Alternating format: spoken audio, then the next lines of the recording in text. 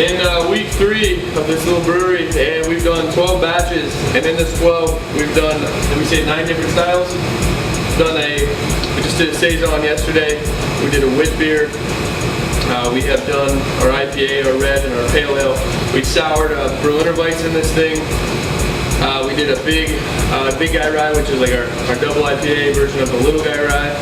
So we're doing a lot of stuff in this little brewery, and we were struggling the first couple batches. Patrick designed this thing.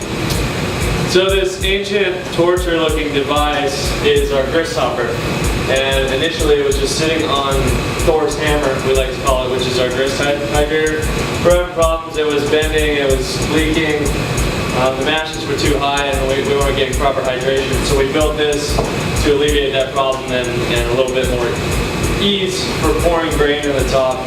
Yeah, we had to basically use these trash cans, which hold about 75 pounds of grain, run it over here, and scoop it through this.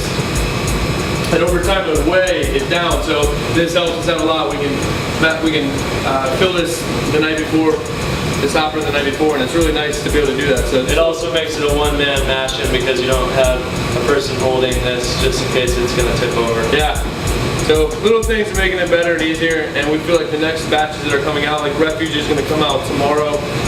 You just saw us sending that over to the serving tanks. They're just going to be better beers, and they're more efficient brew days. The little tiny things that we made better are going to be big on flavor. So another improvement we made was our knockout here was quite precarious. We added these stainless pipes since we were reaching behind the heat exchanger during immense, intense boiling times.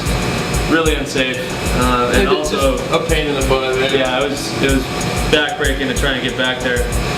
Another thing is our heat exchanger wasn't efficiently cooling the wort in the allotted amount of time that we want. Get ready, homebrewers, you're gonna love this. So we took our Blickman homebrew chiller and fabricated a makeshift, we like to call it farmhouse setup. We don't get days off, and all we do is clean.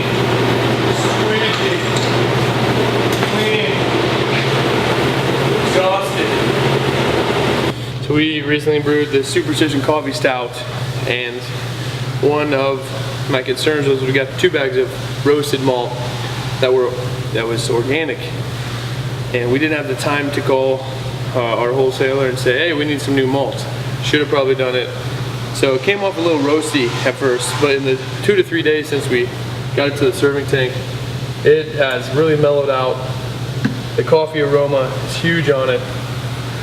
The vanilla is just enough to balance it out, and it's turned out to be a great beer for us. And then we have some in the barrels that I'll go show you a little bit and talk about that whole scenario of racking to a barrel and doing that for the first time. These are our Jack Daniel barrels that we procured from a friend of a friend of a friend of a friend. But we got these in, they started to dry out. They got a little dry, we hydrated them the way that you're supposed to hydrate them. However, moving around and stuff caused some issues with the staves weren't together, so when we filled, we brought a soft hose all the way over from our serving tank, and we started to fill and we realized every stave's leaking. So we called some friends in the industry, and what do when it's this big of a deal? You take garlic and chalk. And so that board right there has the chalk that we used. So you can imagine the colors that came out of this with garlic everywhere. But long story short, it worked. I don't know how, it's kind of a magical concoction. It was kind of a stressful morning. And leaky barrel doesn't make anybody happy when you have beer all over the floor. And pub's gonna open in 1 hour. There's people trying to sit down and eat lunch. You know, in the corner, jamming garlic and chalk into the side of the barrel. But it worked, and it's locked up. We're actually gonna name this after a good friend of Pat's, Dave Cons. I'm gonna call it Dave Staves. And each of these barrels are gonna get filled with a different, like our Pecan Pie Brown Ale and our Signal Mountain Stout. And then we'll figure out the beer after that. Kind of being brewers, learning for the first time, so expect that a couple months from now. And we gotta figure out how to get it out of the barrel. Currently we have no way of getting it out. He's thinking way too far ahead. Reactionary John. Alright, so we're trying to support the local first theme. This one, Espresso Italia from Tempe and Superstition Coffee from Queen Creek. Just first of the batches that we're going to do with local products. We're going to do a Saison with local Sonoran wheat. We're going to bring in local pecans for our pecan pie beer that we're doing. That's going to be released mid-October. Some cocoa powder for our Signal Mountain Stout from a local company. We're going to end up getting dates from Dateland, Arizona. And so we're going to try to push for that local thing. It's so far so good. The products are great. And it's exciting to see other companies benefiting from this and smelling their tea and our wheat beer and our coffee and our coffee stout, and then just open up to a whole new experience. So look out for more of that.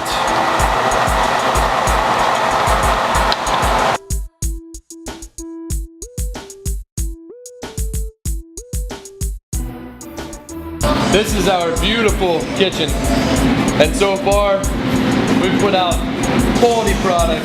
Heather over there is our kitchen manager, and she's just always happy. She's just every day wants to be here, working with Brett. Her favorite thing to do every day. I think it's the best thing ever in many ways that we can sit here and talk about what we need to be doing to improve our product instead of just get our product to the market. I think people who come in and enjoy it now can get over the fact that we took a while to open, and that just takes a lot of stress off our back. However, I mean, there's some things, you know, that are stressful about being open. We're a lot more tired. Yeah. We're here a lot. So. But our problems now are making enough beer, and those are better problems than how to construct and all the red tape you have to get through to get the doors open.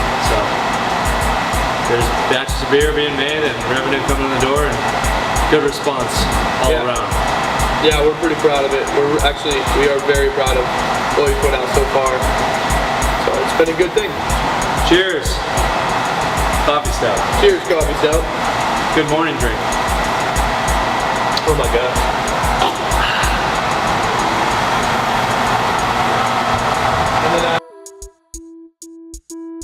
A huge success in many ways.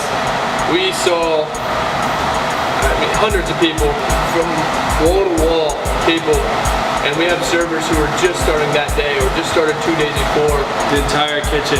The entire kitchen was their first freaking day. Yeah. And the fact that it went down the way it did, our number one complaint was sound.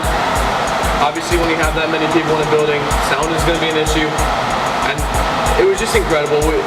We have a staff that, you know, left their jobs and their careers for this, and that day was good for them to see the power of this community coming together and building this culture. It was an overwhelming success. We had food coming out on time. We had beers being just poured at a very rapid rate. Chaos, all around chaos. And it ended up being some sort of a controlled chaos. So what a big success for Gilbert, for craft beer in Arizona, and for us as a company. It was one of the most memorable days of my life, and I'm sure everyone else's. Midday, we ran out of seats, and people were leaving because they had nowhere to sit. So I took John's truck, peeled out the parking lot, went home and threw 3 tables that were broken at my house. Took the tables, brought them in, and we just pulled kegs out of the cooler, and people were sitting on kegs, young and old alike. It was phenomenal. Smiles on their faces.